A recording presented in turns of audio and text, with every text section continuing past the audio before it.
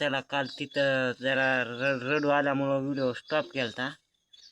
तर माझ्या मामाची कमेंट आली मला कुठं आहे. त्यांचा कॉन्टॅक्ट नाही ना माझा, त्यांच्यापासून खूप लांब आहे मी. एक त्याला जर फोन लावलं तरी त्याला अडचण येऊ शकते, त्याच्यामुळं फोन सगळं लावत नाही, त्याला बोलत नाही काय नाही. आता लांब आहे, समधी आपल्यापासून समधी दूर गेलेले आहे, कोणच नाही सध्याला सांग, एकटाच आहे मी. आणि तुम्ही म्हणत असाल हिथं का बसतंय ते, हिथं बसलं की जरा जीवाला समाधान वाटतं ना. समजा हिथं लक्ष घ्यायचं दिवस, ते भावाची पोरं मामा संग बोलायचं, चालायचं, फिरायचं, ते व्हिडिओ काढताना मोबाईल हातात धरायचा, ते लक्षात येतं त्याच्यामुळं. आणि आता त्याला बोलत नाही. त्या व्हिडिओला कमेंट आली ते मामाची, कुठं आहे का आहे, ये फोन लाव, कुठं आहे सांग रे. ते आईचं जरा शाड बहुत शिरांदाने तसं सांगितलं त्यानं.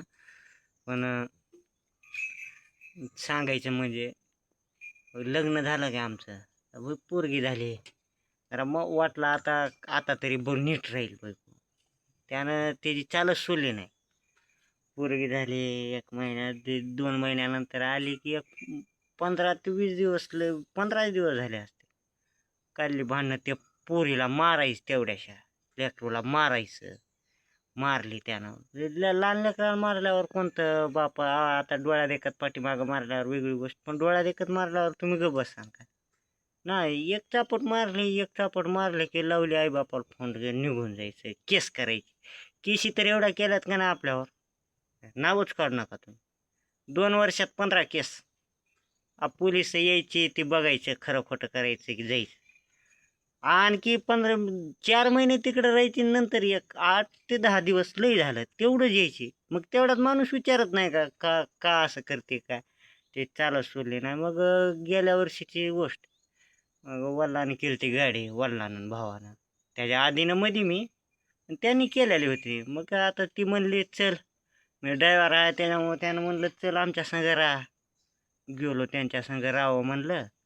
का जवळच्या जवळ बायको तर नाही, कपडे ती धुवायला वहिनी आहे, जेवण पाणी सोय होते ना. ज्या ड्रायव्हर माणसाचं लय अवघड असतं, हातावर चटणी भाकर घेऊन खावं लागते, तुम्हाला माहिती नसेल. मग गेला, पटा की पैसे फिरले, जरा काय पैसे यांच्याकडनं खर्च झाले किंवा काही ठिकाणी अडकली, असं झालं. ती मला काढून धरला आम्हाला, आम्ही तिथं काम करायचं. परत हे आले शेवटचे 8 दिवस राहिली होती पटा पडायला, म्हणजे हे आले, बारक्या भावानं आणलं होतं याला. आली, राहिली 1 महिनाभर नीट राहिली. परत त्याचं तीच चालू केली. पण तिथं कसं होतं, त्या माणसापासून हालता येत नव्हता ना ह्याला. ती काही 1-2 काहीतरी सांगायची, असं तसं आहे तसं आहे. आणि तुम्हाला जर खोटं वाटत असेल, नेताजी चव्हाण किप्स मैली या चॅनलचा माझा सक्का मामा आहे. ती सक्का, ती मामा पण लागतं आणि दाजी पण लागतं. त्याची बायको माझ्या चुलत्याची पोरगी आहे. एका साईडनं मामा लागतंय, एका साईडनं चुलता लागतंय, आपलं दाजी लागतंय. त्याला विचारा, जर ही स्टोरी जर खोटी असेल तर तुम्ही त्याला कमेंटमध्ये सगळं विचारू शकता.